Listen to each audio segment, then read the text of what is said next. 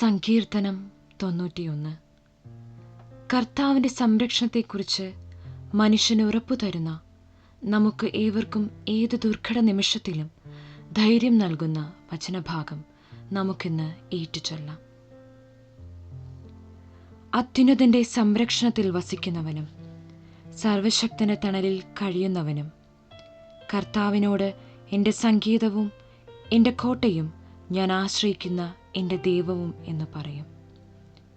അവിടുന്ന് നിന്നെ വേടന്റെ കെണിയിൽ നിന്നും മാരകമായ മഹാമാരിയിൽ നിന്നും രക്ഷിക്കും. തൻ്റെ തൂവലുകൾ കൊണ്ട് അവിടുന്ന് നിന്നെ മറച്ചുകൊള്ളും. അവിടുത്തെ ചിറകുകളുടെ കീഴിൽ നിനക്ക് അഭയം ലഭിക്കും.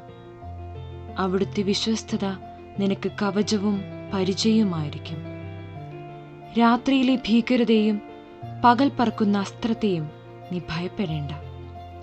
ഇരുട്ടിൽ സഞ്ചരിക്കുന്ന മഹാമാരിയെയും നട്ടുച്ചയ്ക്ക് വരുന്ന വിനാശത്തെയും നീ പേടിക്കണ്ട. നിന്റെ പാർശ്വങ്ങളിൽ 1000 മരിച്ചു വീണേക്കാം, നിന്റെ വലത്തുവശത്ത് 10,000, എങ്കിലും നിനക്ക് ഒരനർത്ഥവും സംഭവിക്കുകയില്ല. ദുഷ്ടരുടെ പ്രതിഫലം നിന്റെ കണ്ണുകൾ കൊണ്ട് തന്നെ നീ കാണും. നീ കർത്താവിൽ ആശ്രയിച്ചു, അത്യുന്നതനിൽ നീ വാസമുറപ്പിച്ചു, നിനക്കൊരു തിന്മയും ഭവിക്കുകയില്ല.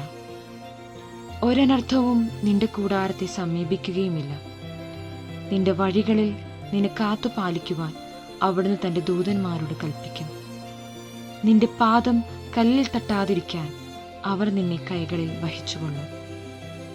സിംഹത്തിൻ്റെയും അണലിയുടെയും മേൽ നീ ചവിട്ടി നടക്കും. യുവസിംഹത്തെയും സർപ്പത്തെയും നീ ചവിട്ടി മെതിക്കും. അവൻ സ്നേഹത്തിൽ എന്നോട് ഒട്ടി നിൽക്കുന്നതിനാൽ ഞാൻ അവനെ രക്ഷിക്കും. അവൻ എൻ്റെ നാമം അറിയുന്നത് കൊണ്ട് ഞാൻ അവനെ സംരക്ഷിക്കും. അവൻ എന്നെ വിളിച്ചപേക്ഷിക്കുമ്പോൾ ഞാൻ ഉത്തരമരുളും. അവൻ്റെ കഷ്ടതയിൽ ഞാൻ അവനോട് ചേർന്ന് നിൽക്കും.